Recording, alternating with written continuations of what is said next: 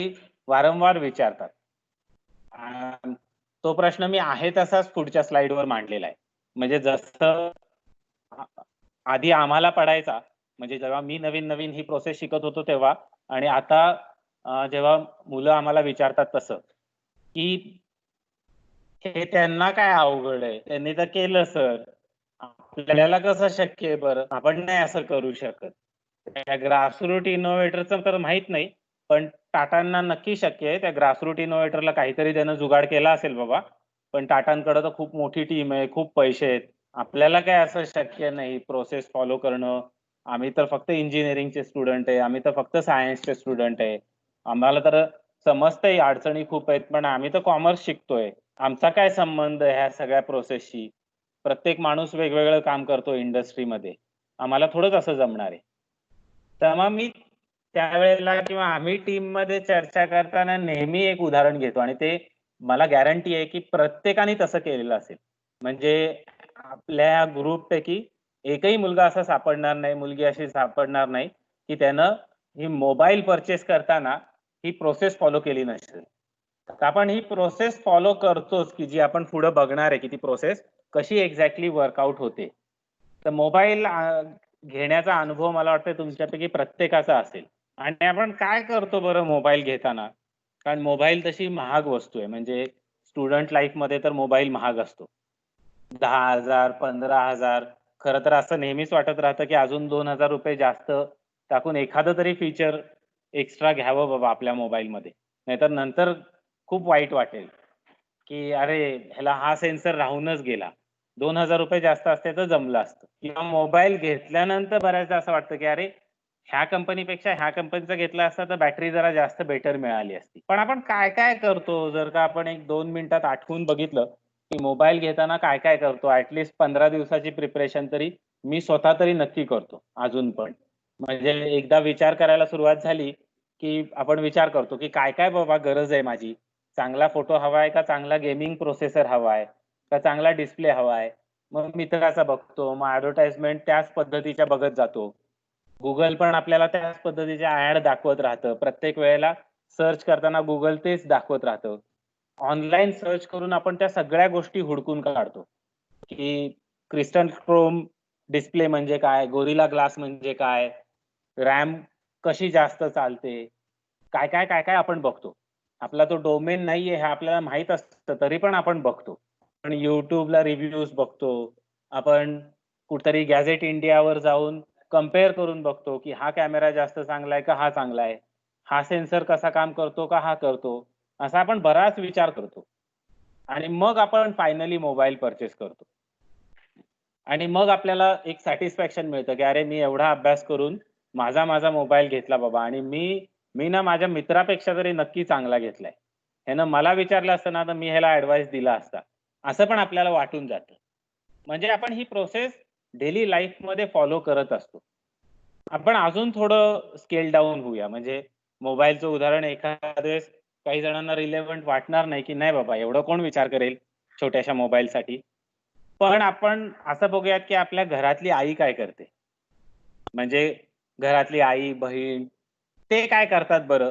जर का बाजारात जाऊन भाजी घ्यायची असेल, तर सगळ्यांचा हा अनुभव असतो, की भाजी घेणं म्हणजे फार कटकटीचं काम.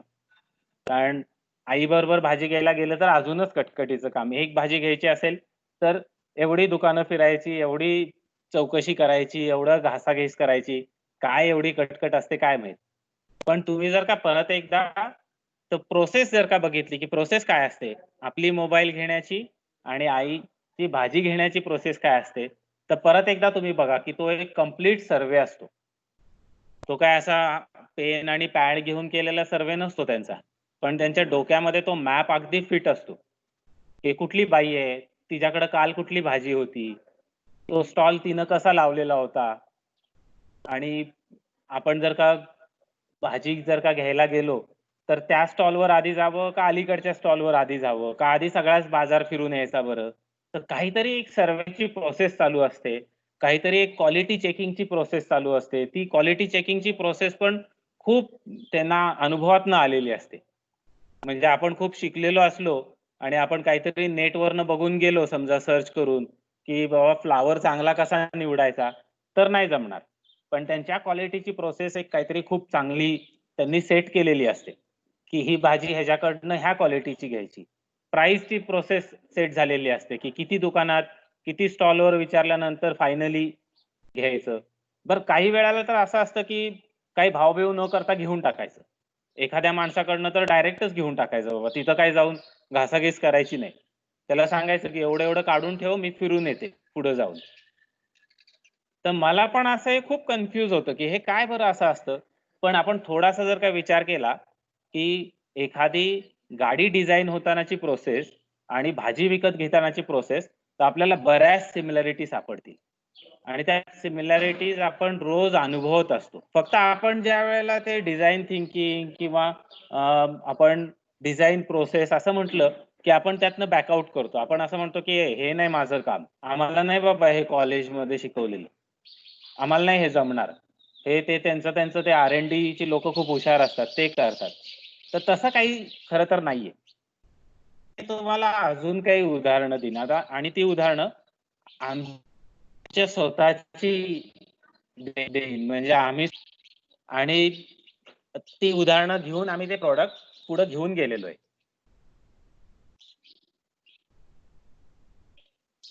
हॅलो अमोल, माझा आवाज येतोय? हो सर, तुमचा आवाज येतोय. हां, हां. हो. माझं लॅपटॉपचं कनेक्शन कट झालं होतं, पण आता इस्टॅब्लिश झालंय. हो. नाही, तुमचा आवाज येत होता, कंटिन्यू येत होता. होय. ओके. हां, अं, हां. तर मी असं म्हणत होतो, की आपण काही अजून उदाहरणं बघूयात. अगदी थोडक्यात बघूयात आणि ती उदाहरणं आश्रमातलीच आहेत. तर हं, हं. म्हणजे मी अमोललाच रिक्वेस्ट करेन, कारण अमोलनी ह्या आयडियावर, ह्या मशीनवर काम केलेलं आहे. तर अमोल आम्हाला अगदी थोडक्यात सांग ना, की हे नाचणीच्या लाडूचा ही गोष्ट काय आहे किंवा हा प्रवास काय आहे तुझा? आणि तू हे कसं शेवटपर्यंत नेलंस डिझाइनपर्यंत? हो, येस सर. अ, म्हणजे सरांनी वेगवेगळी उदाहरणं सांगितली आणि आता आम्ही म्हणजे मी जे काम केलं नाचणीच्या लाडूवर, तर बरेच म्हणजे मागच्या उदाहरणांमध्ये ते येऊन गेलं याच्या आधीच्या सेशनमध्ये. पण आज मी ज्या पद्धतीनं काम केलं ते असं होतं, की पहिल्यांदा ती अडचण समजून घेतली आणि तिची गरज किती आहे हे समजून घेतलं. अ, ती अडचण खरी काय होती तर त्या बायकांना त्या चुलीपाशी बसावं लागत होतं आणि मग त्यांची गरज काय होती तर त्यांची गरज अशी होती की त्यांचं जे भांडे आहे, त्यांची जी कढई आहे त्यातच लाडू झाले पाहिजे आणि तीच प्रोसेस फॉलो झाली पाहिजे जेणेकरून त्यांच्या लाडूची क्वालिटी आहे तशीच मिळेल. मग आता हे काम सुरू करताना मी काय केलं तर पहिल्यांदा विज्ञान आश्रमात माझ्या आधी कोणीतरी काम केलं होतं त्याच्यावर.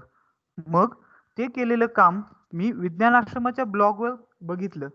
त्यातून काही गोष्टी मला समजल्या. त्यानंतर साइट व्हिजिट केली म्हणजे तिथे जे काम चालतं ते बघितलं आणि मग मार्केटमध्ये अशा पद्धतीचे काही ॲप्लिकेशन आहे का? कोणी याच्यावर काम केलंय का? आणि असतील तर ते कसे असतील हे बघण्याचा प्रयत्न केला. मग आता मी या प्रोजेक्टला एक नाव दिलं होतं, नाचणी रोस्टर. खरं तर नाचणीच्या पिठाला रोस्ट करायचं होतं, पण नाचणी रोस्टर असं नाव होतं. आणि मग मी इंटरनेटवर सर्च करत होतो. वेगवेगळे शब्द वापरत होतो. त्यात असं होतं की लाडू बनवायचेत, मग लाडू मेकर, मग रोस्टर म्हणजे भाजायचंय मला तर roaster, grain roasting, coffee bean roasting अशा पद्धतीचे मी शब्द वापरत होतो. कारण मला खूप क्लिअर जरी नसलं म्हणजे सोल्युशन काय असेल याची खूप मला क्लॅरिटी जरी नसली, तरी मला असं वाटत होतं की मला काय करायचंय तर रोस्टिंग करायचंय. मग ते शब्द मी त्यात टाकत होतो आणि मग त्या कीवर्डच्या आधारे मला काहीतरी माहिती येत होती. मग मला इमॅजिन करून असं मला वाटायचं की हां, अशा पद्धतीची मशीन मी केली, तर त्याच्यानं मला ते पीठ भाजता येईल. म्हणजे कॉफी बीन रोस्टर बघितला इंटरनेटवर, YouTubeवर ते व्हिडिओ बघत असताना ते ब्लेड्स मला वापरता येतील का? हां, मग नंतर लक्षात आलं की वरच्या बाजूने मोटर आहे. म्हणजे ओव्हरहेड स्टरर आहे हा. मग असे शब्द मला समजत गेले. कधी-कधी मी एक शब्द टाकायचो आणि कधी-कधी त्यातून मला अजून काहीतरी उत्तर मिळायचे आणि अशा पद्धतीने मी तो सर्च करत गेलो. मग लाडू कसे बनवले जातात हे सुद्धा मला समजून घ्यायचं होतं. मग मी ती साइट व्हिजिट केली. त्यानंतर व्हिडिओ बघितले, त्या रेसिपीज बघितल्या आणि मग मला काय करायचं या गोष्टीची क्लॅरिटी येत गेली. पण याच्यामध्ये माझं हे जे सर्चिंग होतं, त्याची मला मदत होत होती. आणि यात हे सगळं करत असताना मोटर कशी असली पाहिजे, तिची कॅपॅसिटी काय पाहिजे, हे मला समजून घेण्यासाठी एक्सपर्ट्सचे सजेशन खूप उपयोगाचे ठरले. आता आधी जे केलं होतं ते तर खूप जनरल सर्चेस होते. म्हणजे मी लाडू बद्दल शोधत होतो, त्याच्या मशीन्स बद्दल शोधत होतो. पण आता ज्यावेळी मला माहिती मिळाली, त्यानंतर मला सायंटिफिक डाटा हवा होता. म्हणजे मला ते ॲप्लिकेशन डेव्हलप करायचे. तर आता मी एक इंजिनिअर म्हणून किंवा मला याच्यावर काम करायचंय टेक्नॉलॉजिस्ट म्हणून, मला सायंटिफिक डाटा हवा होता. तर तो शोधताना मला जे शब्द मिळाले होते ओव्हरहेड स्टरर, तर मग ते ओव्हरहेड स्टररच्या रिलेटेड मी अजून खोलात जाऊन शोधण्याचा प्रयत्न केला. ज्याच्यामध्ये मला वेगवेगळे मॅन्युअल मिळाले. त्यातून मला मोटरची कॅपॅसिटी कशी मिळवायची ते समजलं. तसेच मी पुस्तकात काहीतरी गोष्टी शिकलो होतो. म्हणजे आरपीएम काय असतो, त्यानंतर पॉवर, टॉर्क याची इक्वेशन काहीतरी असतात. हे मी शिकलो होतो. तर मी माझी गरज काय होती, तर मला मोटर डिफाईन करायची होती. आणि मी शिकलो काय होतो किंवा मला इंटरनेटवर काय मिळत होतं, तर मोटरचे प्रकार मिळत होते. त्याच पद्धतीने मोटरची पॉवर किती हे मिळत होतं. मग ती अरेंज करण्यासाठी म्हणजे स्टरर ब्लेड मला डिझाइन करायचं होतं. तर स्टरर ब्लेड डिझाइन करायला मला काय लागतं? तर स्टरर किती वेगाने फिरणार आहे आणि ज्यावेळी मी ते स्टरर फिरवेल, त्यावेळी सगळं पीठ खालच्या कढईपासून घासलं जातं का? आता या ठिकाणी मला जी मदत झाली, ती अशी की हीट ट्रान्सफर मी शिकलो होतो. पुस्तकात मी शिकलो होतो हे सगळं. पण हे मला जोडता आलं. का तर मला माझी गरज माहीत होती. डायरेक्ट ॲन्सर माझ्याकडे नव्हतं, पण माहिती मिळत होती आणि ती मी जोडण्याचा प्रयत्न करत होतो आणि त्यातून मग हे जे ॲप्लिकेशन आहे, नाचणी रोस्टर म्हटलं मी त्याला, ते डेव्हलप होत गेलं. आता हे सगळं काम करत असताना काही गोष्टी माझ्या डोळ्यासमोर होत्या. म्हणजे जसं की हा प्रोजेक्ट केल्याच्या नंतर याचा उपयोग किती लोकांना होईल? म्हणजे भीमाशंकर सारख्या भागात नाचणी पिकते. तिथल्या त्या महिलांची अडचण होती. अशाच पद्धतीने वेगवेगळ्या ठिकाणी नाचणी पिकत असेल. मग त्यांची अशा पद्धतीच्या मशीनची गरज असेल. अशा पद्धतीची मला माहिती मिळत होती. मग ही सगळं हा प्रॉब्लेम सोडवण्यासाठी मिळालेल्या माहितीच्या आधारानं मी डिझाइन थिंकिंग अप्रोच वापरला. ज्याच्यामध्ये आपण एम्पथी किंवा सुरुवातीला बघितलं, काही भाग पुढच्या सेशन्समध्ये येईल. तर हे सगळं मी वापरत होतो आणि याच्यात असं होतं की डिझाइन थिंकिंग अप्रोच वापरून गोष्टी डिझाइन करायच्या, फॅब्रिकेट करायच्या आणि मग ॲक्चुअल साईटवर त्या गेल्या पाहिजे. त्यांच्यापर्यंत पोहोचवल्या पाहिजे आणि त्यांचा पुन्हा फीडबॅक आपल्याकडे आला पाहिजे. जेणेकरून त्यात मॉडिफिकेशन असतील, तर ते आपल्याला इम्प्लिमेंट करता येतील. अशा पद्धतीनं हा प्रॉडक्ट तयार झाला. बरोबर. म्हणजे अमोल, तू एका बाजूला इंजिनिअरिंग आणि दुसऱ्या बाजूला YouTube, Google आणि एक्सपर्ट्स ह्याची मदत घेत होता. आता तसंच मी अजून एक उदाहरण सांगेन म्हणजे आपल्याच अनुभवावरचं, आणि हे उदाहरण पण तेवढंच इंटरेस्टिंग आहे. आपण असं बघत होतो एका वेळेला, किंवा आम्ही असं एक मशीन तयार केलंय की ज्यातनं आम्हाला कमीत कमी वेळेत जास्तीत जास्त चांगल्या क्वालिटीचे मोडाचं धान्य मिळालं पाहिजे. आणि मोडाचं धान्य मिळवायचं आम्ही का मागं लागलो होतो? कारण आम्हाला एका पेपरमध्ये एक आर्टिकल असं मिळालं होतं की ज्यात सांगितलं होतं की भारतात 70% लोकांना प्रोटीन डिफिशिएट आहेत. म्हणजे 70% लोक त्यांच्या जेवणामध्ये हवं तेवढं प्रोटीन घेत नाहीत. कारण प्रोटीन महाग असतं आणि ते सगळ्यांना आपल्याला परवडत नाही. भारतात प्रोटीन खाणं लोकांना परवडत नाही. शिवाय आपण व्हेजिटेरियन जास्त लोक आहोत. तर हा एक आपण जर का स्टार्टिंग पॉइंट पकडला, की एक छोटंसं पेपर मधलं आर्टिकल, की ज्यात असं सांगितलंय की आपण प्रोटीन जास्त खाल्ले पाहिजेत आणि प्रोटीनची डायजेस्टिबिलिटी कशी वाढेल. तर मग आम्हाला सायंटिफिक पेपर मधनं असं समजत होतं, परत एकदा गुगलवर सर्च मधनं किंवा लायब्ररीतल्या पुस्तकातनं आम्हाला हे समजत होतं की जर का आपण द्विदल धान्यांना मोड आणले, तर ते पचायला सोपे जातात आणि ते प्रोटीन आपल्या शरीरामध्ये जास्त चांगल्या पद्धतीनं ॲब्झॉर्ब केले जातात. पण हे काम करत असताना खरा आम्हाला किकस्टार्ट कधी मिळाला, जेव्हा आमच्यापैकीच एका स्टुडंटच्या आईने आम्हाला असं सांगितलं की चांगले मोड यायचे असतील तर ती पिशवी बाहेर पावसात बांधून ठेवा. आता हा रेफरन्स कुठल्या लायब्ररीमध्ये किंवा गुगलवर, किंवा जसं मगाशी अमोल सांगत होता तसं कुठंतरी कीवर्ड टाकून आपल्याला मिळणार नाहीये, पण आपले जर का डोळे कान आपले ओपन असतील, आपण त्या प्रॉब्लेमचा विचार करत असू आणि आपण लोकांकडनं शिकण्याची तयारी ठेवत असू, तर त्या न शिकलेल्या बाईंनी पण आम्हाला पटकन काय सांगितलं, की जर का पिशवी किंवा ते फडकं धान्य भरून पावसात जर का बांधून ठेवलं, तर मोड सगळ्यात चांगले येतात आणि आम्ही कोकणात असंच करतो. तर आता आपल्याला ही लीड मिळाल्यानंतर आपण परत रेफरन्स हुडकू शकतो, की अरे, पावसाच्या पाण्यामध्ये असं काय आहे? पावसाच्या पाण्याची ॲसिडिटी काय आहे? पावसाच्या पाण्यामध्ये ऑक्सिजन जास्त आहे का? पावसाच्या पाण्यामध्ये नक्की असं काय आहे, की जे मशीनमध्ये होत नाही, पण पावसाच्या पाण्यात होतंय?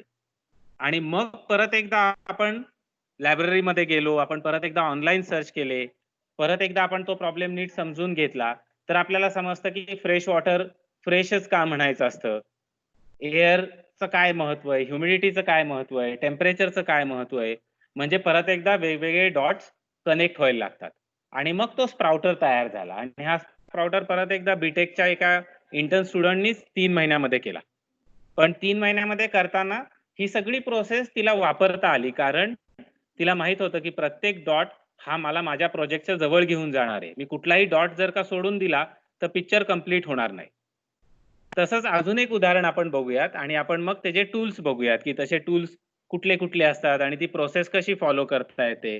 तर आपल्याबरोबर सोनल पण आहे. तर सोनल, मी तुला सांगेन, की अगदी थोडक्यात 2 मिनिटामध्ये जर का आम्हाला सांगितलं, की Azoलाचं पिक्चर आपण कसं बघतोय आणि ते Azoलाच्या रिसर्चमध्ये कुठले-कुठले टूल्स आपण वापरलेत आत्तापर्यंत, ते जर का सांगितलं तर बरं पडेल. हो सर.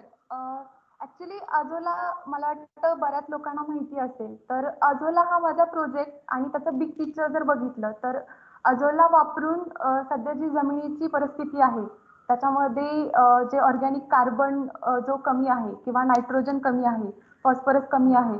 तर Azoला वापरून हा जो काही मोठा प्रॉब्लेम आहे, तो कसा सोडवायचा आणि हे सोडवत असताना हे कनेक्ट डॉट कसे करायचे, ही प्रोसेस मी आता तुम्हाला सांगणार आहे.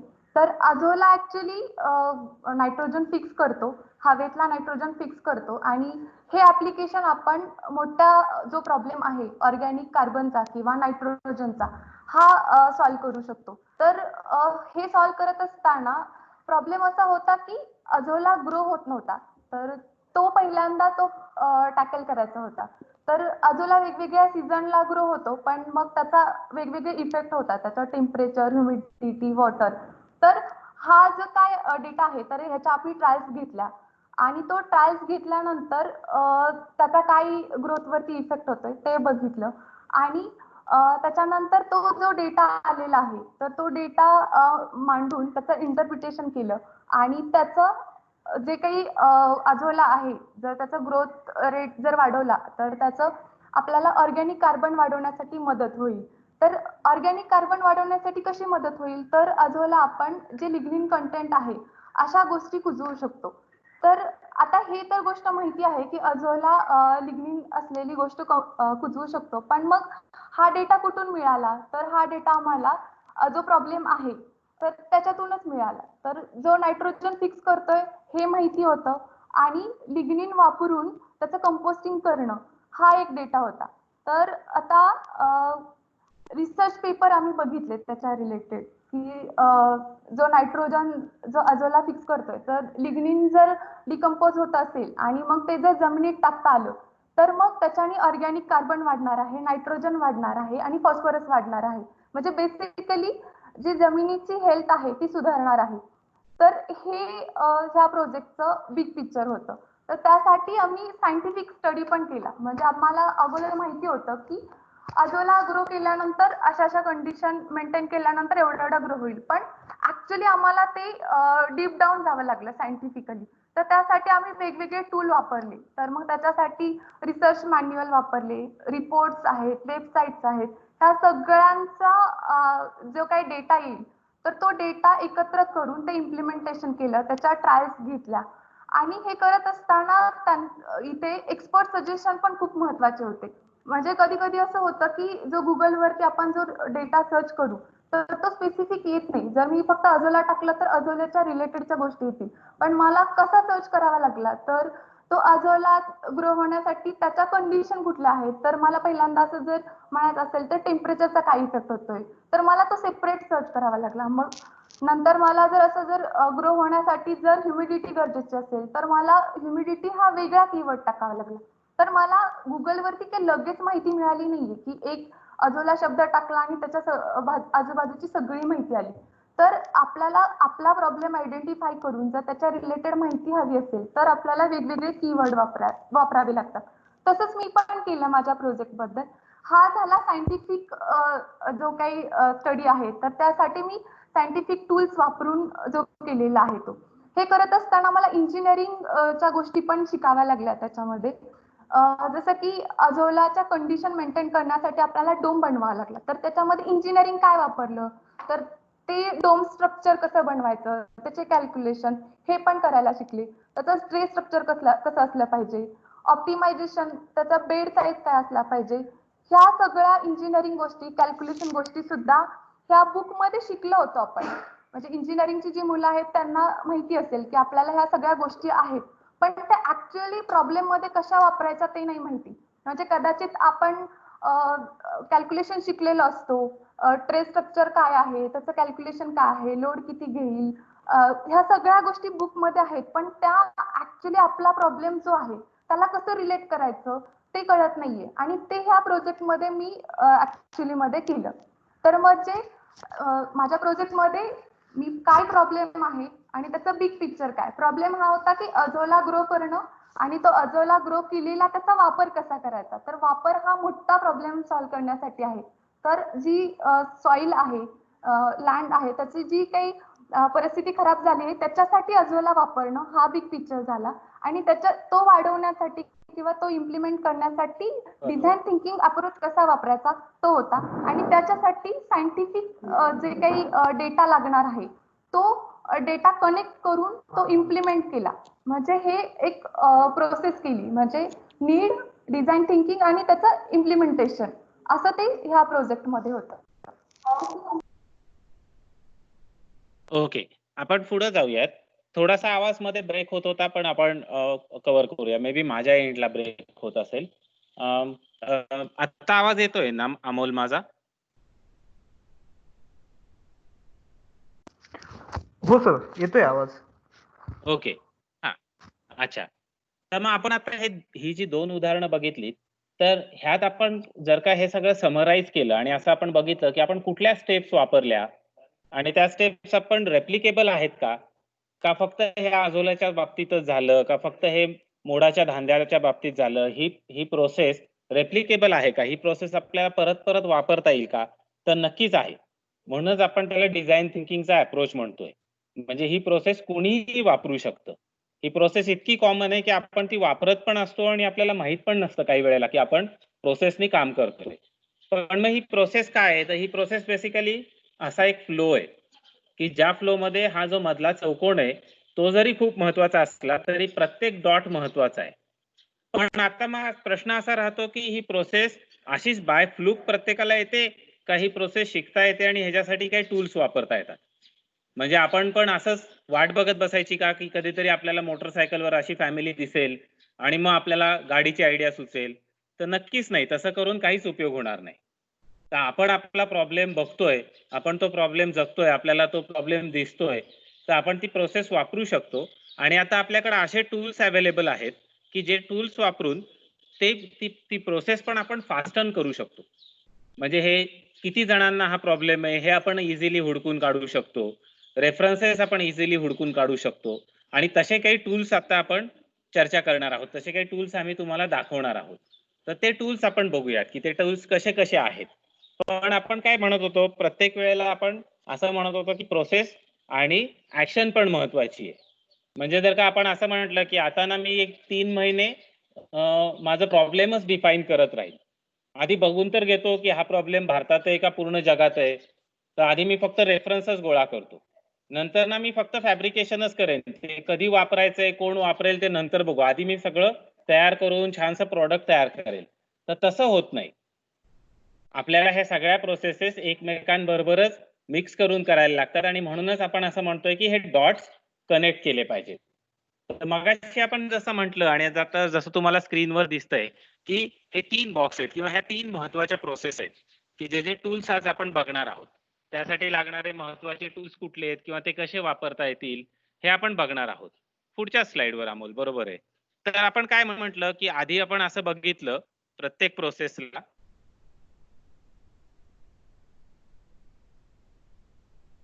माझं कनेक्शन वीक झालं होतं.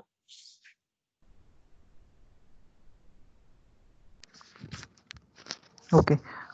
येतोय आम्हाला. माझा आवाज येतोय अमोल? हो सर, येतोय येतोय सर. येतोय. ओके. हा, तर आपण 3 महत्वाच्या प्रोसेसेस बघितल्या की कुठल्या होत्या की एक तर लार्जर पिक्चर बघायचं म्हणजे आपला प्रॉब्लेम हा इतर कोणाचा पण प्रॉब्लेम आहे का तो फक्त माझा प्रॉब्लेम आहे आणि त्याचं जेनेसिस काय आहे? म्हणजे तो प्रॉब्लेम कसा कसा परत परत येतोय, कुठल्या जिओग्राफिकल लोकेशन मध्ये येतोय का कुठल्या पर्टिक्युलर डेमोग्राफिक कंडिशनला तो रेप्लिकेट होतोय आणि त्यासाठी काही टूल्स आता आपल्याकडे अवेलेबल आहेत. कोणाला काही सांगायचंय का? कोणाला काही प्रश्न आहे का? आता मला काही आवाज आल्यासारखं झालं. ठीक आहे, आपण प्रश्न घेऊयात, शेवट घेऊयात काही प्रश्न. इन बिटवीन काही असेल तर हँड रेस करा. पण मग असे हे जे आता आपली जी गरज आहे किंवा आपला जो प्रॉब्लेम आहे, हा प्रॉब्लेम इतर कोणाचा आहे हे बघण्यासाठीचे काही टूल्स आहेत. त्यातले काही टूल्स आपण बघणार आहोत. पण कुठले टूल्स आहेत? आम्ही तुम्हाला एक न्यूजपेपरचं उदाहरण दिलं. अमोलनी असं सांगितलं की त्याला असेच प्रॉब्लेम युट्यूबवर दिसले होते. सोनलने एक पाय चार्ट दाखवला की ज्याच्यामध्ये तिला काही ग्राफ्स मिळाले होते. तर टूल्स कुठले कुठले आहेत? तर काही टूल्स GIS चे आहेत. म्हणजे ग्लोबल पोझिशनिंग सिस्टीम मधनं काही डाटा आता आजकाल आपल्याला मिळायला लागलेला आहे. काही पर्टिक्युलर वेबसाईट्स आहेत किंवा काही पर्टिक्युलर डिपार्टमेंट्स आहेत की जे असा डाटा गोळा करत असतात आणि त्याच्याने आपल्याला फायदा होतो. मागच्या स्लाइडवर जाऊयात अमोल परत एकदा. त्याच्यानंतर काही व्हॉलेंटरी ऑर्गनायझेशन्स असू शकतात की जे डाटा गोळा करत असतात. कारण त्यांना तो डाटा गोळा करून पुढे द्यायचा असतो. त्यांना त्यांचं काम करायचं असतं. डिझायनिंगचे टूल तर मला वाटतं ऑलरेडी तुम्ही वापरायला सुरुवात केलेली आहे. जसं तुम्ही गुगल फॉर्म घेऊन काही प्रॉब्लेम डिफाईन करायला सुरुवात केलीत. अमोलनी सांगितलं की तो पर्सनल व्हिजिटला गेला होता. तर आपण स्वतः प्रॉब्लेम मध्ये असतो किंवा आपण दुसऱ्यांचा प्रॉब्लेम समजून घ्यायला पर्सनल व्हिजिट करतो. अँड्रॉइड ऍप आजकाल खूप आलेले आहेत सर्वेचे, वेगवेगळ्या प्रकारचे. नवीन प्लॅटफॉर्म बरेचसे उपलब्ध झालेले आहेत की जिथं आपण सोशल नेटवर्किंग करून ते प्रॉब्लेम समजून घेऊ शकतो. सायंटिफिक रेफरन्सेसची तर मला वाटते वेगळं सांगायची गरज नाही, पण तरी पण आम्ही कुठले टूल्स वापरतो ते आम्ही तुम्हाला नक्की सांगू.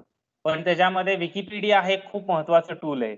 कारण ते खूप जनरिक आहे, त्याच्यावर खूप लोक माहिती टाकत असतात. ते खूप एडिट होत असतं. त्याच्यामुळे आपल्याला एक मोठं पिक्चर आणि त्यातले सायंटिफिक टर्म्स किंवा त्यातल्या सायंटिफिक डिटेल्स आपल्याला विकिपीडियावर समजतात. तर त्यातली काही उदाहरणं आपण पुढे बघूयात आणि ती तुम्हाला त्यातली काही उदाहरणं वापरून पण बघायची आहेत असाइनमेंट म्हणून. तर जसं मी म्हटलं की GIS मॅपिंग, तर GIS मॅपिंग मधलं मी तुम्हाला एक केस स्टडी सांगतो की जी केस स्टडी तशी आम्हाला पण खूप सरप्राइझिंग वाटली होती. तर GIS चं खाली मी वेबसाईटचे URL पण दिलेली आहे ही गव्हर्नमेंट ऑफ इंडियाची वेबसाईट आहे आणि इथं सगळा सेन्ससचा डाटा असतो आणि सेन्सस मध्ये खूप वेगवेगळे पॉइंट्स किंवा खूप वेगवेगळा डाटा गोळा केला जातो. आपल्याला असं वाटतं की सेन्सस म्हणजे फक्त माणसं मोजतात, तर तसं नाहीये. ह्या वेबसाईटवर खूप वेगवेगळा डाटा आपल्याला मिळतो आणि आपल्याला तो कोरिलेट करता येतो, आपल्याला तो कम्पेअर करून बघता येतो आणि तो मॅपवर टाकता येतो. तर आता बघा, हा महाराष्ट्राचा मॅप आहे आणि महाराष्ट्राची जी टोपी आहे तो नंदुरबार जिल्हा आहे आणि तो जिल्हा हायलाइट झालाय कारण मी ह्या वेबसाईटवर असा सर्च केला होता की महाराष्ट्रामध्ये सगळ्यात जास्त सोलर पॅनल्स कुठं आहेत, म्हणजे सोलर इलेक्ट्रिसिटी महाराष्ट्रात सगळ्यात जास्त कुठं तयार होते आणि त्याच्या ग्रीडवर असं टाकलंय की 5% जास्त कुठं तयार होते. म्हणजे 2% कमी कुठं आहे आणि 5% जास्त कुठं आहे. तर सगळ्यात जास्त नंदुरबार जिल्ह्यात सोलर इलेक्ट्रिसिटी तयार होते असं GISच्या सेन्ससच्या टूलने सांगितलं.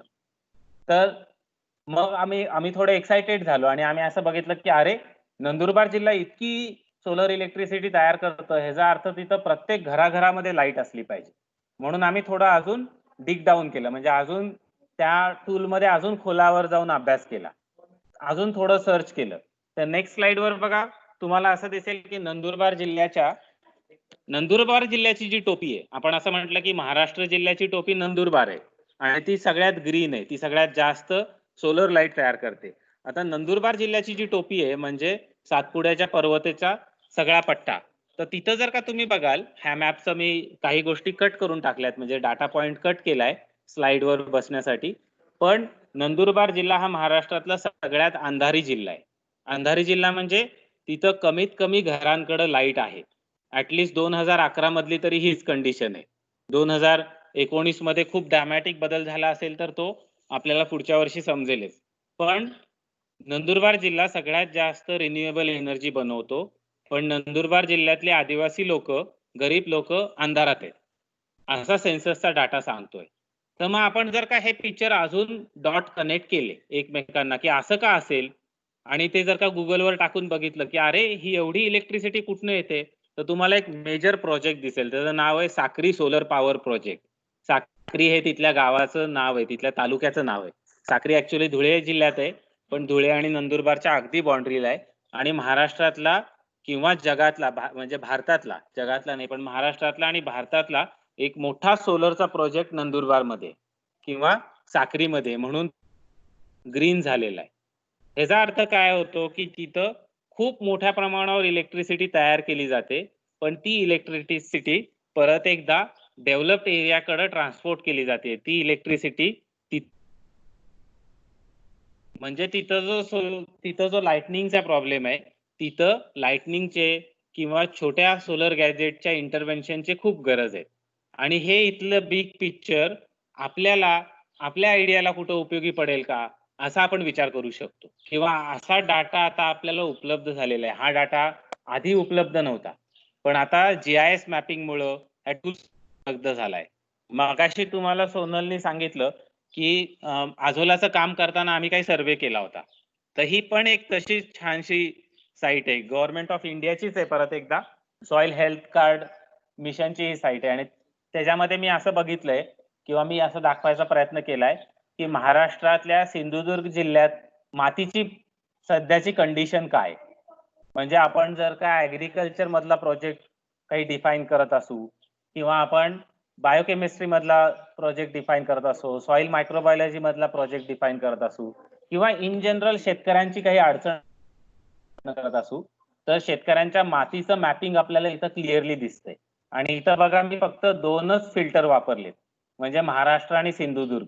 मी सिंधुदुर्गच्या तालुक्यातलं आणि त्या तालुक्यातल्या एका गावाचा पण फिल्टर लावू शकतो. म्हणजे माझ्याकडं आता प्रत्येक गावाचं असं मॅपिंग गव्हर्नमेंट ऑफ इंडियाच्या वेबसाईटवरच अवेलेबल आहे. आणि ते आपल्याला खूप उपयोगी पडू शकतं आपलं प्रॉब्लेम डिफाईन करताना किंवा आपला प्रॉब्लेम किती मोठा आहे हे बघताना. तो प्रॉब्लेम मोठा असण्याचा काय फायदा होतो हे आपण पुढे बघणार आहोत. पण ह्या टूल्सवरनं आपल्याला असं समजतं की साधारणपणे सॉइलचं मॅपिंग कसं झालेलं आहे, सॉइलची सध्याची कंडिशन काय आहे. आणि असा डाटा खूप वेगवेगळ्या गोष्टींसाठी आता गव्हर्नमेंटनं उपलब्ध करून दिलाय. आणि तो आपण डिझायनिंग करताना, तो आपण आपल्या प्रोजेक्टचा विचार करताना वापरला पाहिजे. त्यासाठी एक स्पेशल साईट आहे, ती पुढच्या स्लाइडवर दाखवलेली आहे बघा. भारत मॅप्स म्हणतात त्याला. नॅशनल इन्फॉर्मेशन सेंटरनी हे सगळे मॅप्स आणि ह्या सगळ्या मॅप्सला GIS लोकेशन आहे. म्हणजे हे मॅप्स असे नाहीयेत की तिथलं बायफर्गेशन किंवा तिथले लेयर्स आपल्याला मिळणार नाहीत. तर त्याच्यावर भरपूर सारा डाटा आहे, जसं की स्कूल्स आहेत, पोस्ट ऑफिस आहेत, बँक्स आहेत, त्यानंतर रोडचं नेटवर्क आहे, त्यानंतर सगळ्या डेमोग्राफिक डाटा तिथं आहे. म्हणजे किती लोक केरोसिन वापरतात, किती लोक चूल वापरतात, किती लोकांकडे कशा पद्धतीचे अमेनिटीज आहेत, मोबाईल आहेत, असा भरपूर सारा डाटा गोळा करायचं काम सध्या चालू आहे आणि ते सगळं असं पोस्ट होत असतं. तर हे 3-4 टूल्स वापरून आपल्याला आपलं बिगर पिक्चर काय आहे ते आपल्याला बघता येईल. तर आता आपण पुढच्या काही स्लाइड्स मध्ये 5 मिनिटात असं बघूयात की मग आता बिगर पिक्चर समजलं तर मग आपण सायंटिफिक डाटा कसा घ्यायचा. आणि सोनल तुम्ही जर का सांगितलं तर ते बरं होईल की तुम्ही मगाशी सांगितलं की 40-50 पेपर आपण बघितले फक्त आझोलासाठी, आणि हे पेपर मग कुठनं आपण मिळवले आणि ते कसे आपण वापरतो हे थोडंसं आम्हाला सांगा. हो सर, नक्कीच. सर ऍक्च्युली कुठला पण प्रॉब्लेम असेल आणि त्याच्या रिलेटेड जर आपल्याला सर्च करायचा असेल तर कॉमन तर आपल्याला माहिती आहे, आपण गुगलवरती जातो आणि काही गोष्टी करतो. पण काही सायंटिफिक डेटा हवा असेल किंवा आपल्याला असा खूप जास्त डिटेलमध्ये डेटा हवा असेल तर काही त्याच्यासाठी साईट्स आहेत. जसं की सायंटिफिक डेटासाठी जसं आपण गुगलवर जातो तर खूप सारी इन्फॉर्मेशन येत राहते. तर त्याच्यामध्ये एक गुगल स्कॉलर म्हणून आहे. तर गुगल स्कॉलर ही साईट जी आहे, जसं सर्च इंजिन आहे ते त्याच्यामध्ये वेगवेगळ्या प्रकारचे बुक्स, जर्नल किंवा आर्टिकल हा सायंटिफिक डेटा आपल्याला गुगल स्कॉलर वरती मिळतो. हा जसा गुगल आहे तसाच गुगल स्कॉलर आहे. फ्रीमध्ये आपल्याला ह्या गोष्टी जनरल डेटा मिळतो. दुसरी एक साईट आहे ती NCBI म्हणून आहे. त्या साईटवरती सुद्धा आपल्याला अशाच गोष्टी मिळतील. म्हणजे एखादा जर आपल्याला डेटा त्याच्यामध्ये बघायचा असेल, जसं की आता मी अझोला बद्दल सांगितलं, तर अझोलाचं स्पेसिफिक डेटा मला हवा होता, की तो अझोलाचा जेव्हा मी टाकते तिथे गुगलवरती किंवा गुगल स्कॉलरवरती तर जनरल माहिती येते. तर जनरल माहितीमध्ये मला अजून डीपमध्ये जायचं असेल, तर मला त्याचा टेम्परेचर इफेक्ट बघायचा असेल, तर मी गुगल स्कॉलरवरती ते टाकू शकते तो कीवर्ड, की इफेक्ट ऑफ टेम्परेचर ऑन अझोला. तर मग इथं मला फक्त टेम्परेचर वरतीच पेपर्स येतील. म्हणजे माझा जो खूप जास्त डेटा येत होता तर तो शॉर्ट झाला गुगल.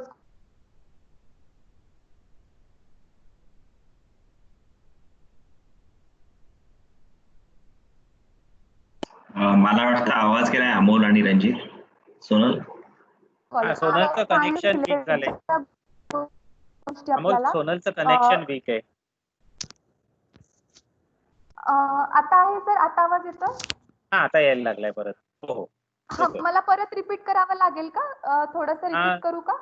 नाही, आम्ही IEEE पर्यंत तर म्हणजे ऐकलं होतं की तुम्ही हे सांगत होतात ते.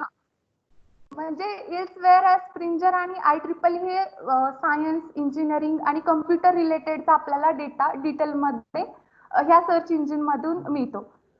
त्याच्यानंतर काही डिटेलमध्ये सायंटिफिक रेफरन्सेस जर आपल्याला हवे असतील तर आपल्याला डिटेल आर्टिकल वाचावे लागतात. मग तिथं त्याच्यामध्ये आपल्याला रिसर्च पेपर येतात, रिव्ह्यू आर्टिकल येतात किंवा रिसर्च पब्लिकेशन आहे.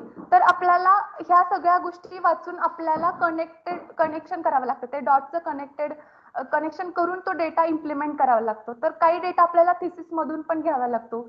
जर तो डेटा इंजिनिअरिंगच्या रिलेटेड असेल किंवा फॅब्रिकेशनच्या रिलेटेड असेल तर आपल्याला तो कॅटलॉग, स्टँडर्ड कॅटलॉग आहेत किंवा चार्ट्स आहेत, तर तो डेटा सुद्धा आपल्याला बघावा लागतो. तर आपल्याला जर एखादी गोष्ट डीप मध्ये बघायची असेल तर त्यासाठी हे सगळे सर्च इंजिन आहेत. तर आता आपण जे बघितलं तर ते आपल्याला फ्री मध्ये मिळणारे टूल्स आहेत, सर्च इंजिन आहेत. जसं की गुगल बघितलं, गुगल स्कॉलर बघितलं आणि बाकीच्या वेबसाईट बघितल्या. आता जे मी स्क्रीनवर दाखवलं आहे तर त्याच्यामध्ये आपल्याला काही जर्नल आहेत. तो डेटा तो स्पेसिफिक असल्यामुळे तो आपल्याला पेड आहे. तर त्याच्यासाठी मी 2 साईट दाखवलेत. सायन्स डिरेक्ट आणि अकॅडमिया जे आहे, तर आपल्याला हे डिरेक्ट ऍक्सेस नाही मिळत. त्यांचा जो डेटा आहे तर तो डेटा जर आपल्याला हवा असेल तर आपल्याला पे करावं लागतं. तर मग कधी-कधी मग आपल्याला तो त्यांना लिहावं पण लागतं, की आम्हाला हा पेपर हवा आहे, ह्याच्या रिलेटेड इन्फॉर्मेशन हवी आहे. तर तुम्ही आम्हाला ऍक्सेस करण्यासाठी लॉग इन द्या. तर असं हा डेटा सुद्धा आपल्याला ह्या साईटवरती मिळतो. आता मी समरी करण्यासाठी सरांना सांगेन. हा, बरोबर. तर आपण का असं म्हणतोय की आपण मोठा पिक्चर बघूयात, आपण डॉट कनेक्ट करायचा प्रयत्न करूयात, असं आपण का सांगतोय किंवा हे डिझाईन थिंकिंगच्या प्रोसेसमध्ये आपण हा एक महत्वाचा टप्पा का म्हणतोय?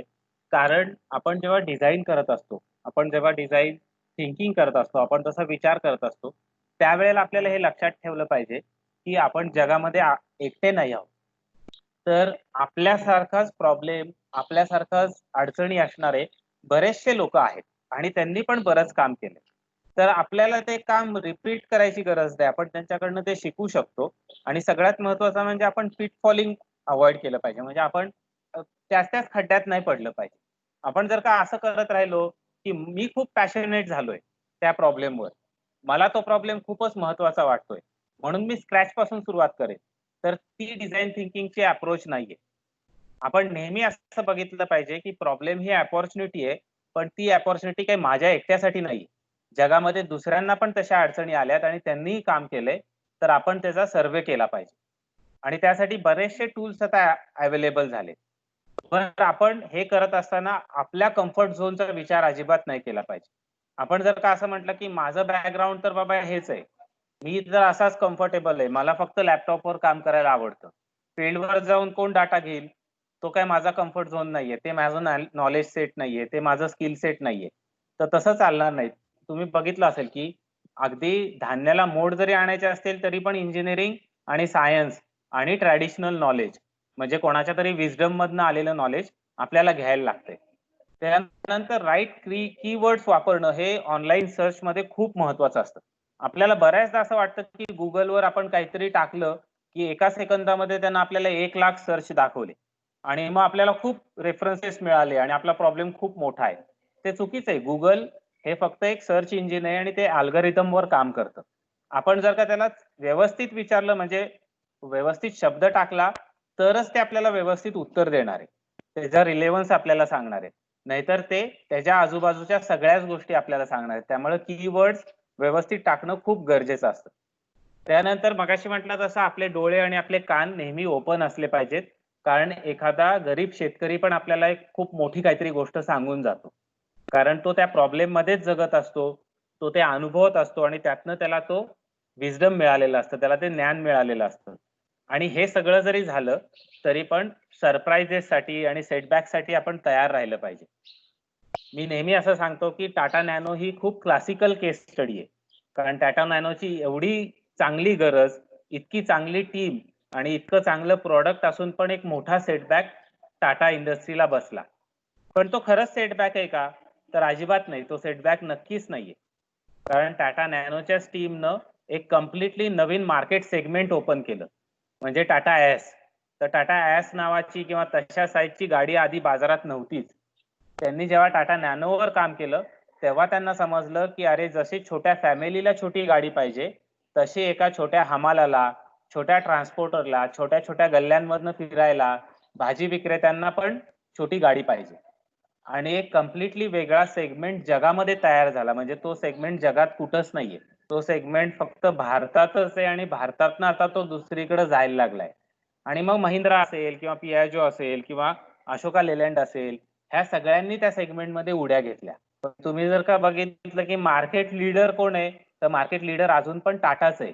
कारण त्यांनी त्या प्रॉब्लेमला अगदी खोलावर जाऊन त्याचा अभ्यास केलेला होता. त्यांना तो प्रॉब्लेम अगदी खोलावर समजला होता. जेव्हा ते म्हणत होते की आम्हाला टाटा नॅनोचा रेडियस, टर्निंग रेडियस खूप छोटा पाहिजे, त्यावेळेला तर त्याच्या इंजिनिअरिंगवर त्यांची टीम खूप जास्त खोलावर जाऊन विचार करत होती की टर्निंग रेडियस छोटा कसा करायचा, टर्निंग रेडियस छोटा कसा होईल, कॉस्ट कशी वाढणार नाही टर्निंग रेडियस छोटा करताना. आणि ते नॉलेज, तो एक्सपिरियन्स त्यांना टाटा ॲस मध्ये वापरता आला. त्यामुळे आपल्याला जर का एखादं सरप्राईज मिळालं, आपण डाटा मायनिंग करताना किंवा आपण हे सगळे टूल्स वापरताना किंवा एखादा सेटबॅक आला तर अजिबात नाराज व्हायचं नाही, अजिबात आपण घाबरून जायचं नाही की अरे हा प्रॉब्लेम मला जमणारच नाही.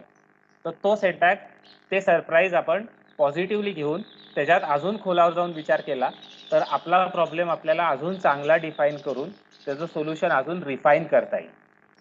तर आज आम्हाला तुम्हाला एवढंच सांगायचं होतं की हे सगळे टूल्स आपल्याला वापरायचे आहेत. हे सगळे टूल्स आपल्याला खूप उपयोगी पडतात आणि ते टूल्स आता खूप हँडी झालेले आहेत. प्रत्येक माणूस ते वापरू शकतो आणि ते टूल्स वापरणं म्हणजे डिझाईन थिंकिंगचीच एक प्रोसेस आहे. तर आता कोणाला काही प्रश्न असतील किंवा काही फीडबॅक असेल तर ते आपण डिस्कस करू. मग आपल्याला असाइनमेंट बद्दल परत बोलायचंच आहे. सर तुम्ही आता बोलत होते की टाटा एसचं उदाहरण जे दिलं तुम्ही. हॅलो. हो हो बरोबर. हा तर अशा छोट्या साईजच्या ज्या ट्रान्सपोर्टच्या गाड्या आहेत त्या अख्ख्या जगभरात कोणीच बनवल्या नाही सर. म्हणजे ज्या पद्धतीनं टाटा एस बनली ना त्या पद्धतीनं बनवलं नाही. पिकअप ट्रक ही खूप जुनी कन्सेप्ट आहे. इनफॅक्ट पिकअप ट्रक बाहेरच्या देशांमध्ये म्हणजे आपण त्याला असं म्हणू की हायर कॅपिटा इन्कम असलेल्या देशांमध्ये प्रत्येकाकडे एक पिकअप ट्रक असतो आणि एक व्हेकल असतं, पर्सनल व्हेकल असतं. म्हणजे मला सर्फिंग करायला जायचं असेल तर मला पिकअप ट्रक लागतो, मला फुटबॉल खेळायला जायचं असेल तर मला पिकअप ट्रक लागतो. पण त्यांचं नीड आणि भारताची नीड कम्प्लिटली वेगळी आहे. तर बरोबर. भारतातली नीड ही छोट्या छोट्या गल्ल्यांमधनं फिरणारी, कमी खर्चात चालणारी, जास्त लोड वाहून नेणारी अशी गाडी हवी होती. तू जर का अच्छा. गुगलला सर्च केलं टाटा एस केस स्टडी, तर तुला खूप इंटरेस्टिंग गोष्टी मिळतील. तर त्या मी सांगण्यापेक्षा तू अच्छा. सर्च करून बघ, कारण त्या रिपोर्टरनी त्या डाटा पॉइंट वापरून लिहिलेल्या आहेत. त्यामुळे तुला मजा येईल ते वाचताना. चालेल. Hello sir. हॅलो. हा अभिजित बोला ना. सर, ते जे तुम्ही आता मॅम सांगत होत्या वेगवेगळे आपण आर्टिकल किंवा रिसर्च पेपर वापरून पाहू शकतो. तर त्यामध्ये सबस्क्रिप्शन किंवा जे हे आहे ना, त्यामध्ये इन्स्टिट्यूशनल ईमेल आयडी टाकून यूज करा म्हणून सांगितलं जातं. तर ते विज्ञान आश्रम करून आम्हाला मिळू शकतं का त्या प्रकारचं काही? आधी तर आपण इन्स्टिट्यूशनल हे काय आहे ते सोनल मॅडम कडनं समजून घेऊयात आणि मग आपण तुझ्या क्वेश्चनच्या सेकंड पार्ट वर जाऊयात. तर सोनल Okay, sir. मॅडम आम्हाला सांगता का ते कसं करता येतं? हा सर, ऍक्च्युली जेव्हा ते आपल्या इन्स्टिट्यूटची इन्फॉर्मेशन मागत असतात त्यावेळेस ते आपल्याला पेड जे वेबसाईट आहेत त्याला आपण लॉग इन करतो असं होतं अर्थ.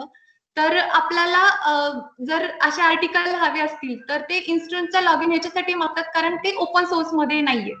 तर ओपन सोर्स जे असतील त्याला ते मागत नाही ईमेल आयडी किंवा इन्स्टिट्यूटची इन्फॉर्मेशन.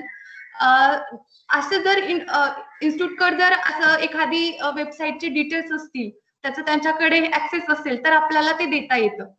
तर आपलं विज्ञान आश्रमाकडे असं कुठल्या साईटचं असं नाही, पण तुम्हाला कुठे गरज लागली तर तुम्ही तुमचे रेफरन्स आम्हाला पाठवू शकता. तुम्हाला ते ऍक्सेसेबल करून दिलं जाईल. तुम्हाला डिरेक्टली ऍक्सेस नाही करता येणार. तुम्ही ते लिंक आम्हाला पाठवा, आम्ही ते तुम्हाला ऍक्सेस करून देऊ. कुठला एखादा पेपर असेल तर. Okay ma'am. Okay, thank you. कारण अभिजित बऱ्याचदा असं होतं की आपण त्या रायटरला जर का लिहिलं ना की तुमचा हा पेपर आम्ही इथे बघितलेला आहे, आम्हाला ह्या कारणासाठी तो पेपर हवा आहे, तर बऱ्याचदा तो जो ऑथर असतो तो पण आपल्याला तो पेपर देऊ शकतो. फक्त तुम्ही आम्हाला असं कळवा की तुम्हाला कुठला पेपर हवा आहे, त्याचे कीवर्ड्स किंवा तो पेपरचं टायटल आणि ऑथरचं टायटल दिलं तर आम्ही प्रयत्न करू तो मिळवण्याचा. Okay sir. ते सायन्स डायरेक्ट म्हणून त्याचं न्यूज लेटर येतं सर मला सारखं. आणि हा. जेव्हा मी ते एखादं पर्टिक्युलर आता माझं आणि कुलकर्णी सरांचं झालं होतं एका हायड्रोजन फ्युल संदर्भात आणि वेस्ट वॉटर ट्रीटमेंट हे आपण मोरिंगा सीड वगैरे आपल्या घरगुती पासून करू शकतो. तर त्याचे मी जेव्हा आर्टिकल बरोबर. पूर्ण वाचायला जायचो तेव्हा त्याने एक स्टार्टचं पेजच दाखवायचं. पुढं जेव्हा हे करायचं तेव्हा त्याने इन्स्टिट्यूशनल ईमेल आयडी पुन्हा असंच आणखीन एक हो. न्यूज लेटर केलं होतं, पण शेवटी पूर्ण वाचायलाच भेटत नव्हतं म्हणून मी त्याला अनसबस्क्राईब करून टाकला. असा प्रॉब्लेम झाला. 2 जण पण बरोबर, गेलेत, बरोबर. पण मी ते असेल तर सांगतो सर तुम्हाला. हा ते सांग म्हणजे आम्ही ते हुडकून देऊ. हा. कारण सर त्याचे ऑथरचे डिटेल्स पण भेटत नव्हते सर मला भरपूर टायमाला. मी ऑथरला पण मेल करू शकलो असतो, पण ओके, ऑथरचे ओके. पण डिटेल्स भेटत नव्हते. Yes. बर नाही आणि होतं तसं अभिजित बऱ्याचदा. तुमच्या कॉलेजचं पण सबस्क्रिप्शन असणार आहे. तुमचं सर कॉलेज मेकॅनिक आमचं सिव्हिल डिपार्टमेंटच नाहीये सर त्यामध्ये. मी भरपूर प्रयत्न केला कॉलेजमध्ये. बाकी सगळे डिपार्टमेंट सिव्हिल डिपार्टमेंटच नाहीये. हा म्हणजे पण तुम्ही बघा कारण की बरीचशी हो. जी आपल्याला आवश्यक आहे ती इन्फॉर्मेशन ओपन सोर्स मध्ये मिळते आपल्याला. Yes sir.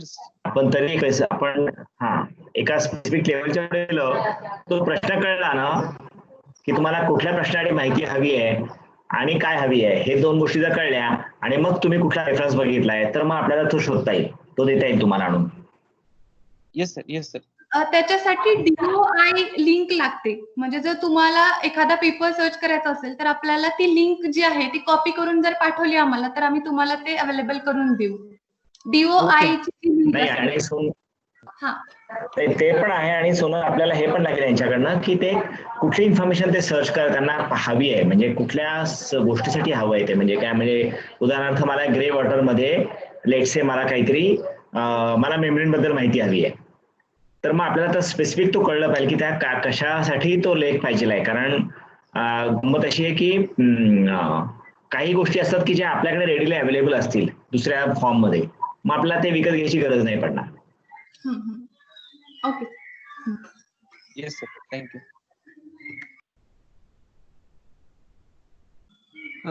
चालेल. म्हणजे आता कोणाचे क्वेश्चन्स नसतील तर आपण असाइनमेंट बद्दल बोलूया. हो चालेल. हो. आणि तरी काही अडचणी आल्या किंवा काही सर्चच्या रिलेटेड विचारायचे असेल तर आपले मेंटर्स बरोबर कम्युनिकेशन सुरू आहे आणि मेंटरिंग सेशन मध्ये सुद्धा आपल्याला याच्यावर पुन्हा बोलता येईल.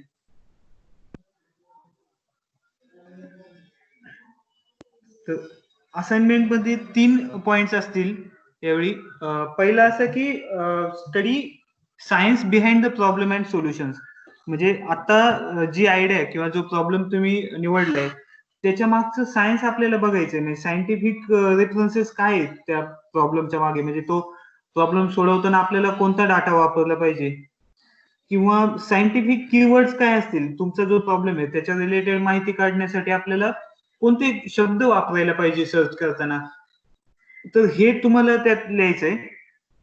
त्यानंतर खाली लिहिलंय की find out similar work done references to your problem. म्हणजे तुमच्या प्रॉब्लेमच्या रिलेटेड तशा पद्धतीचे काही कामं केलेत का किंवा तशा पद्धतीचं मार्केटमध्ये काही आहे का, काही प्रोसेसेस किंवा आपण ज्या विषयावर बोलतो तशा पद्धतीचं काम कुठे झालंय का. म्हणजे आमच्याकडे काही डाटा असेल तर आम्ही तुम्हाला पाठवत असतो, त्या लिंक्स तुम्हाला शेअर करतो, रिपोर्ट्स देतो. तसं तुम्हाला काही मिळतंय का हे एक तुम्हाला शोधायचंय. आणि खालचा जो शेवटचा प्रश्न आहे की write big picture of your project if it becomes successful. म्हणजे आपला जो प्रॉब्लेम आहे तो जर आपण सोडवला तर तशा पद्धतीचं आपल्याला कुठे कुठे इम्प्लिमेंट करता येईल ते सोल्युशन, त्याच्याने किती मोठा इम्पॅक्ट पडेल, किती एखादं सोल्युशन आपण जर विचार केला. आता ऑर्गॅनिक कार्बन यांनी म्हटलं तसं आपण गार्डनिंग घेतलंय, म्हणजे टेरेस गार्डनिंग घेतलंय, तर आपण एका घरी टेरेस गार्डनिंग केल्याच्या नंतर किती फायदा होतोय याच्यावरून आपण ते किती घरांना आपण इम्प्लिमेंट करण्यासाठी उद्युक्त करू शकतो.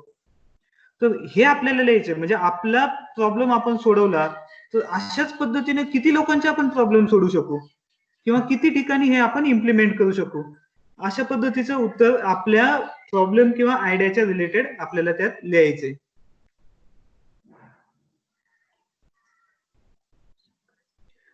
कोणाला काही शंका असेल तर विचारा किंवा सरांना याच्यावर काही कमेंट द्यायचे असेल किंवा सजेशन द्यायचं असेल तरी देता येईल. नाही म्हणजे आता रणजित सरांनी सॉइल ह्याचं दाखवलं की सॉइल हेल्थ कार्डची साईट दाखवली. तर मग आता अल्फी असेल तर मग तिने काही तिच्या जवळपासच्या शेतांमधलं किंवा तिच्या गावाचा सॉइलच्या टाईप तिला मिळवता येईल का याच्यावरनं सहजपणे, आणि तो रिपोर्ट करायचा आहे का? कुठली आहे म्हणजे कुठून हे करते ती आणि काय प्रॉब्लेम डिफाईन केलाय का? अल्फियाला हे काम करायचंय, ती शेती डिझाईन करते तिचा ऍग्रिकल्चर प्लॉट, आणि मग त्यासाठी त्यांचं सॉइल टेस्टिंग तर तिने केलेलं नाहीये. आणि मला असं वाटतं अजून कोणीतरी एक जण आहे त्यामध्ये की ज्याला पण बरं हा, तर दोघांनाही त्या याच्याबद्दल करायचं आहे. मग त्यांनी सर्च करताना म्हणजे त्यांना नक्की करता येईल. म्हणजे मी अगदी 2 मिनिटात पण दाखवू शकतो की गुगलला त्यांना फक्त सर्च करायचं सॉइल हेल्थ कार्ड मिशन आणि तिथं गेल्यानंतर एक डॅशबोर्ड येतो. तो डॅशबोर्ड खूप इंटरॅक्टिव्ह आहे. म्हणजे तो असं वाटत पण नाही की आपण कुठल्या तरी गव्हर्नमेंटच्या साईटवर सर्फ करतोय. अत्यंत चांगली डिझाईन केलेली ती साईट आहे. तर तिथं आपल्याला बघता येतं की आपल्या गावाचं सॉइल मॅपिंग झालेलं आहे का, आणि तिथं सगळे आपल्याला पाय चार्ट पण मिळतात आणि अगदी टेबल पण मिळतात एक्सेल शीट मधले. म्हणजे अगदी डाटा पॉइंट पण मिळतो आणि पाय चार्ट पण मिळतो. त्याच्यामुळे आपल्याला खूप जास्त क्लिअर होतं. जसं की हा त्याचा डॅशबोर्ड आहे आणि इथं जाऊन आपण स्टेट सिलेक्ट करतो. समजा मी आता जस्ट एक घेतो, समजा मी गोवा घेतलं तर मग इथं मी नॉर्थ गोवामध्ये जातो. मग नॉर्थ गोवामध्ये हे 5 तालुके आहेत. तर समजा मी ह्या तालुक्यात गेलो तर त्या तालुक्यात समजा हे 20 गावं आहेत. तर मी रॅन्डमली ह्या गावाला गेलो आणि मी सर्च केलं. तर आता मला नॉर्थ गोवा मधल्या, पेरनम मधल्या, टोर्झेम मधल्या गावाचं नायट्रोजन कंटेंट मिळतंय आणि म्हणजे एनपीके पण मिळतोय आणि पीएच मायक्रोन्यूट्रिएंट पण मिळत आहे. तर ऑलमोस्ट सगळ्या गावाचं मॅपिंग झालेलं आहे.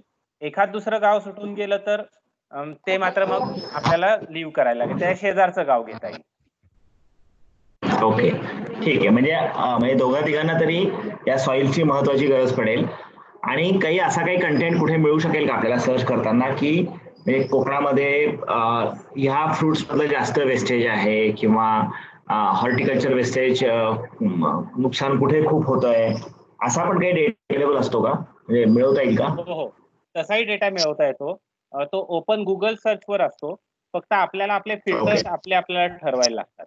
म्हणजे एकदा आपल्याला ओपन सर्च वरलं से फॉर एक्झाम्पल एखादं न्यूज आर्टिकल मिळालं, तर त्या न्यूज आर्टिकलचा परत बॅक रेफरन्स घेऊन आपण एखादं सायंटिफिक आर्टिकल जर का हुडकलं, तर तिथं त्यांनी ते डॉक्युमेंट केलेले असतात आणि त्याचं ते मिळण्याची चान्सेस यासाठी जास्त असतात, की आजकाल MSc ची मुलं पण त्यांचे थेसिस ऑनलाईन अपलोड करतायत. त्यामुळे ते Googleच्या सर्चमध्ये आपल्याला दिसतात त्यांचे थेसिस आणि तिथनं त्यांनी त्यांच्या थेसिससाठी जे काही इंट्रोडक्शन किंवा बॅकग्राऊंड स्टडी केलेला असतो, त्यातनं आपल्याला बराचसा डाटा पॉइंट मिळून जातो. तर तसं आपल्याला नक्की मिळवता येईल. ठीक आहे. म्हणजे थोडक्यात ज्यांना हॉर्टिकल्चरवर किंवा फूड प्रोसेसिंग मध्ये काहींना काम करायचं आहे आमच्या या ग्रुपमध्ये, तर त्यांना तो किती म्हणजे किती क्वांटिटीमध्ये फ्रुट्स अवेलेबल आहे, काय राईटला अवेलेबल आहे आणि किती वेस्टेज आहे याची माहिती कदाचित उपयोगी पडू शकेल त्यांच्या प्रॉब्लेमच्या डिफाईन करताना. किंवा सॉइल क्वालिटी बद्दल जे काम करणार आहेत त्यामध्ये मला वाटतं 2-3 जण आहेत की जे सॉइलवर काम करणार आहेत. त्यातलं मला वाटतं पाबळला जी 2 जण आहेत, तर त्यांनी तर प्रत्यक्ष खरं ते सॉइल टेस्टिंग करून बघू शकतात. त्यामुळे त्यांना तर एक्सपेरिमेंटल डेटाच मिळेल. परंतु अल्फिया सारखी आहे किंवा अजून कोणी आहे, मनोज आहे, तर त्यांना कदाचित सॉइल हेल्थ कार्ड उपयोगी पडू शकेल. आणि ग्रे वॉटरवर जे काही काम करतात त्यांच्यासाठी काही सर्च करता येतील का भाई, त्यांच्या डिफाईन करताना? हा, मग अमित विचारा. हा, मला सांगायचं होतं अजून 2 रिसोर्सेस आहेत. एक आहे शोध गंगा आणि एक आहे शोध गंगोत्री. त्याच्यावर खूप साऱ्या एमटेक आणि PhDच्या थिसिस असतात. बरोबर. अमित सर हे पाठवू शकता ग्रुपवर? अमित सर ग्रुपवर टाकतान का? हा ठीक आहे, टाकतो मी. प्लीज.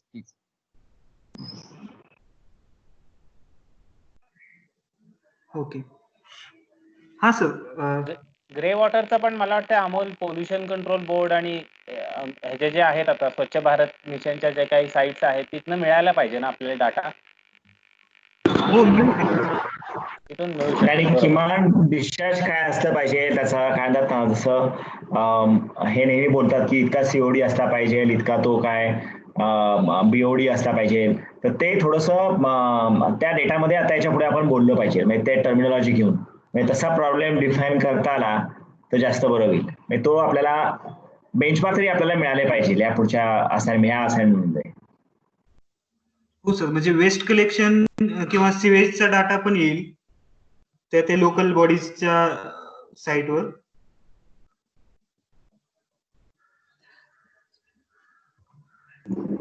हो, किंवा मग कोणाचा जो सॅनिटरीचा जो इश्यू आहे, तर साधारणपणे किती गावामध्ये किंवा कुठल्या गावाच्या पॉप्युलेशनला किती सॅनिटरी वेस्ट असू शकेल असं काही एस्टिमेट काढता येईल. म्हणजे किंवा आपला सेन्सेस इन्फॉर्मेशन असते, त्या सेन्सेस इन्फॉर्मेशन मध्ये मेल फिमेल एज रेशो असतो, तर त्याच्यावरनं काही खरं आपल्याला तो डेटा वापरून किती सॅनिटरी वेस्ट असू शकेल त्या छोट्या गावामध्ये याचा अंदाज आपल्याला करता येईल. हो सर, म्हणजे असं पण आपल्याला म्हणजे असा पण यांनी विचार करावा म्हणजे विद्यार्थ्यांनी. म्हणजे गुगल डायरेक्टली जरी डाटा देऊ शकलं नाही तर आपण जे म्हटलं की कनेक्टिंग द डॉट्स, तर आपल्याला गुगलचा काही डाटा मिळेल आणि आपले काही जे प्रिन्सिपल्स आहेत किंवा जे लॉजिक्स आहेत ते वापरून आपल्याला तो डाटा तयार करता येतो.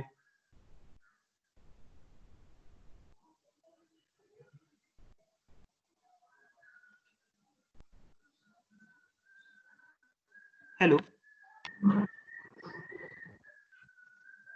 हा, आवाज येतो होता अमोल, तुझा येतोय. चालेल.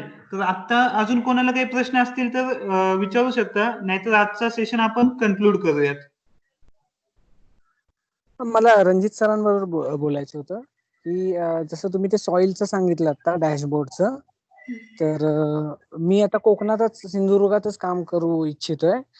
तर माझं असं काय स्पेसिफिक हे नाही की मला ह्याच्यातच काम करायचंय किंवा एक विषय घेऊन.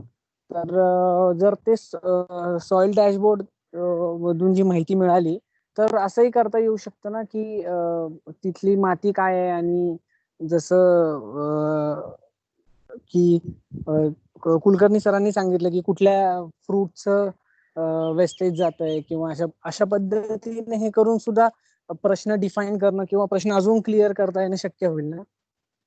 हो हो, नक्कीच करता येईल. इनफॅक्ट म्हणजे कोकणात खरं तर कोकणातला डाटा खूप जास्त इंटरेस्टिंग आहे आणि तो मिळवता पण येतो भरपूर सारा. हा. म्हणजे तू इतका डीप डाऊन विचार करू शकतो की कोकणातल्या लोकांची उंची कमी काय किंवा तिथल्या अॅनिमल हजबंड्री इतकं वीक काय, आणि त्याचा सगळा डाटा आपल्याला डिग डाऊन करता येतो. म्हणजे जास्त पाऊस पडल्यामुळे काय काय प्रॉब्लेम होतात कोस्टल एरियामध्ये, कसे न्यूट्रिएंट सगळे वॉशआउट होतात, कसे न्यूट्रिएंट सगळे समुद्रात जात आहेत आणि ते आपल्या पोटात जात नाहीयेत, ते झाडांना मिळत नाहीयेत. पण मग ऍडव्हान्टेज काय आहे टेम्परेट कंडिशन असण्याच्या, आणि मग त्यात तुझा प्रॉब्लेम कुठं फिट बसतोय. म्हणजे तुला जी शेती करायची आहे कुडाळला जाऊन, ती शेतीचे काय काय चॅलेंजेस आहेत आणि ते चॅलेंजेस आपण कसे ओव्हरकम करू शकतो. आणि तू मग असं म्हणू शकतोस की मी पहिली प्रायोरिटी म्हणून आता ह्या प्रॉब्लेमवर काम करणार. एकदम काही आपण सगळ्याचं सोल्युशन नाही हुडकू शकत किंवा आपण स्प्रेड अप नाही होऊ शकत.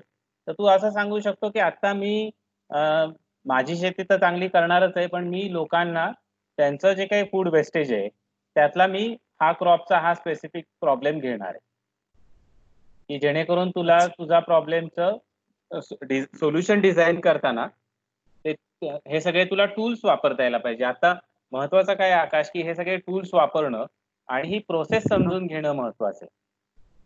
तर ती प्रोसेस रेप्लिकेबल आहे म्हणूनच त्याला आपण डिझाईन सोल्युशन च्या ह्या करिक्युलम मध्ये घेतलेले.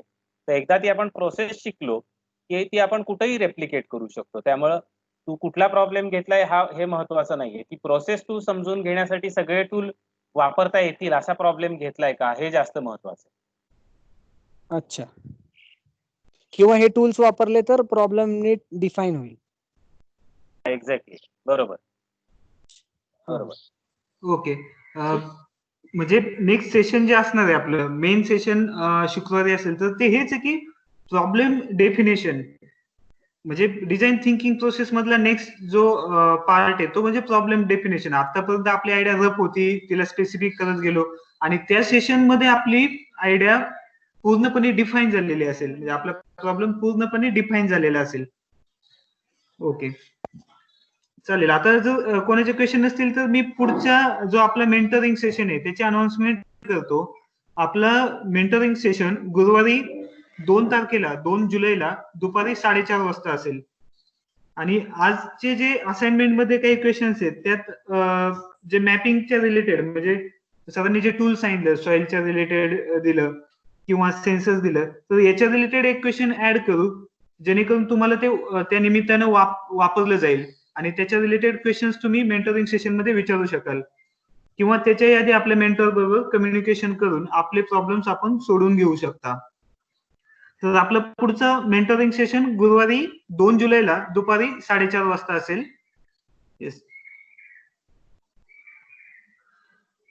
Okay okay. आणि आज आपल्या बरोबर रणजित सर होते, तर रणजित सरांचे पुन्हा मी रणजित सरांना थँक्यू म्हणू इच्छितो.